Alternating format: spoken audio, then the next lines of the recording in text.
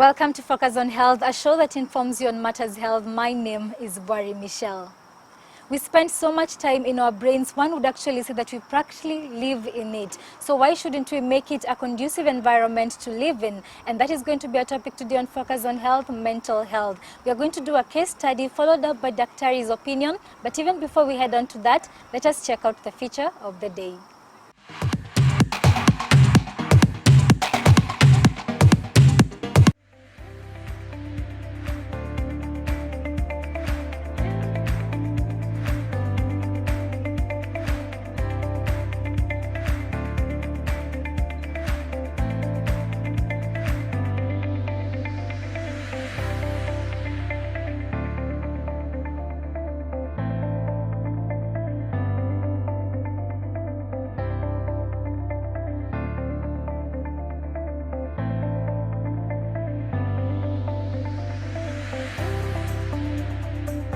Welcome to Focus on Health, and that was the very informative feature of the day. With me on set is an amazing team from KU, and our topic today is mental health. So even before we talk about mental health, kindly introduce yourself to our viewers. Let's start with you, Solomon. My name is Solomon Musyoki. I'm the congressperson of Kilimambogo Hostel, and I'm also a medicine student, a medical student. So I represent the students who stay in school, who are residents, and also the health sciences students. My name is Diana Mgalizi, representing the off-campus students. I'm the female non-resident Congress lady. Hello viewers, my name is Dr. Wachuka. I teach at the Department of Medical Laboratory Science. I'm a lecturer, and I'm also the representative and warden, female non-resident students. Thank you very much. It's a pleasure having all of you here. So we're going to start with Solomon, and you said you're one of the leaders in the health sciences. Yeah. So tell us, what is coronavirus? Coronavirus stands for coronavirus disease of 2019. That's COVID-19, and COVID-19 is a communicable disease. It's a respiratory communicable disease, which is a new strain of coronavirus. Coronavirus is it's a virus that has been there, but this is a new strain that has come, and yeah, that's generally what coronavirus is.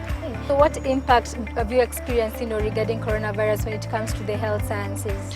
Health sciences, we are facing a lot of issues concerning coronavirus, because first of all, this is a technical course that you have to have your hands on, and we are having our seniors doing, let's say, IMED, doing surgery. They're doing it online, so they cannot have that on-hand skill.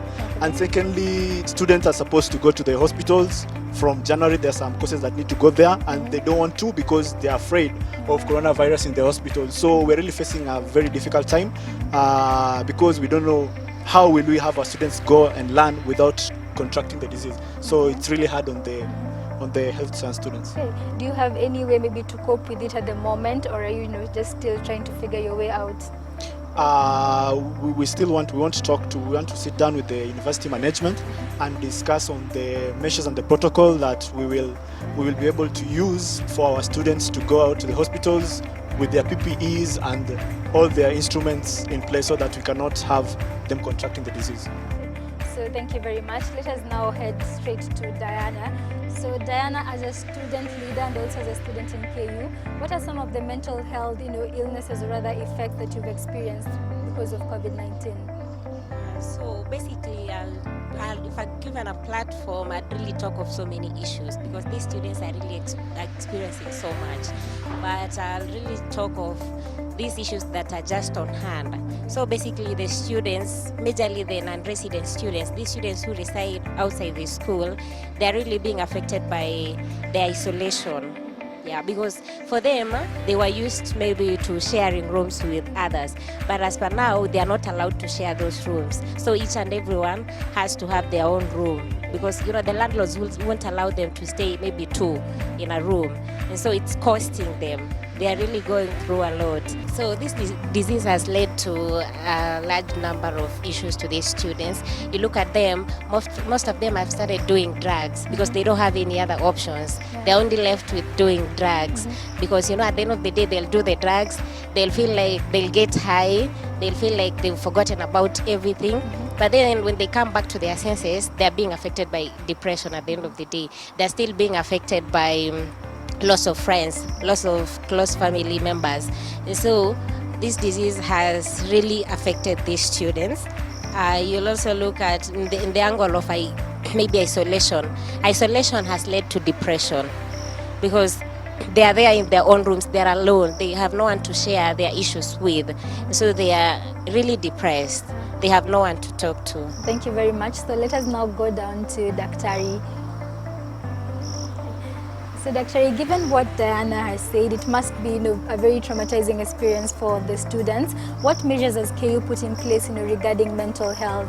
Okay, Kenyatta University has put in quite a few measures pertaining to mental health. We have a Directorate of Student Affairs, and within the Directorate, actually there are several wardens, and the wardens are readily available to address all sorts of issues.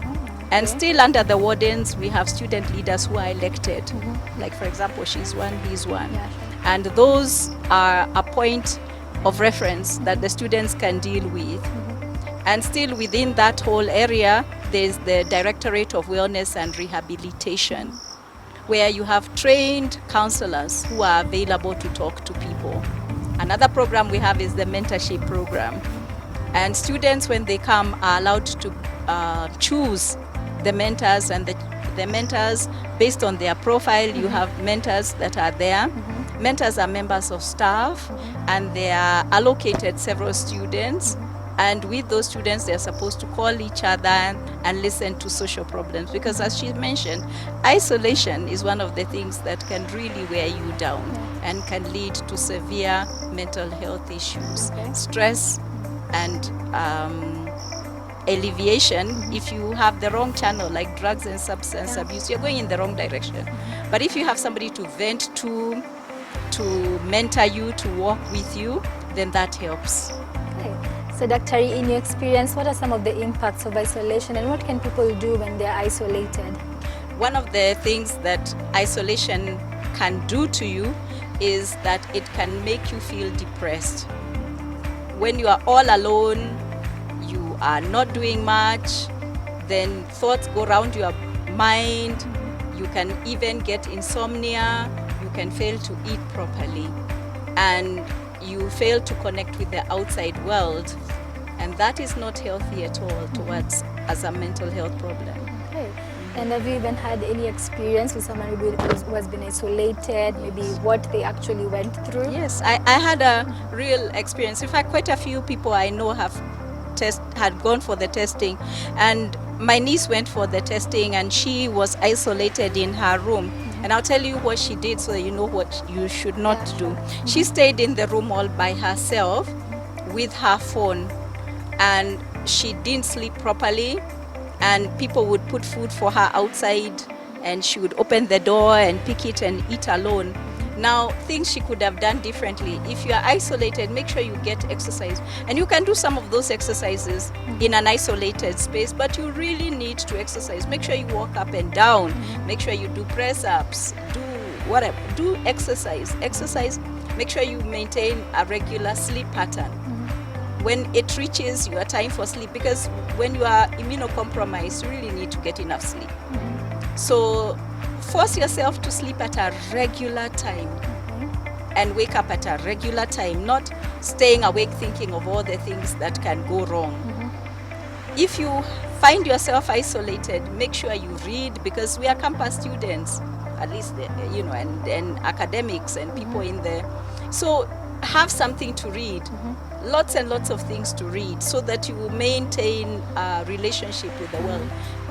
You can be on your phone, you can Google, you can watch movies. Above all, make sure you find a reason to laugh. Okay. Because one of the things, wellness, you need to laugh. You can even force yourself to laugh. Crack a joke and laugh with yourself, so that you remove the situation from being by myself to being with yourself. Okay. And very important, journal. Write your thoughts down. So keep a very accurate journal of your day-to-day events. So, and you can even learn a new skill when you are in isolation. Listen to music. Music is really nice for your soul. You listen to music and steer away from things that are frightening. Don't entertain the fear process. Don't think about what if things go wrong. Think about what is the possibility of things going right. Yeah. Because if you maintain a positive attitude, that positive attitude, and some of those things won't come naturally, you have to force them upon yourself. It requires hard work. Even this laughter, don't wait for the laughter to come. Look for reasons to laugh. You can do other things like dance. Look for reasons to dance. Don't just listen to slow music. A lot of African music is interactive. Yeah. Get up and move. The music will do two things, music and dance. It will be good for your hearing, but also physical exercise, because then you stretch a bit. So all those things put together will ensure that you are, when you are isolated for any one period of time, you don't spiral down into depression. It's been a very interactive session. It's been a pleasure having you here, and we're looking forward to even having more of these case studies with you. So I'm going to leave you with the Did You Know segment, and when we come back, Dr. is going to be telling us more about mental health.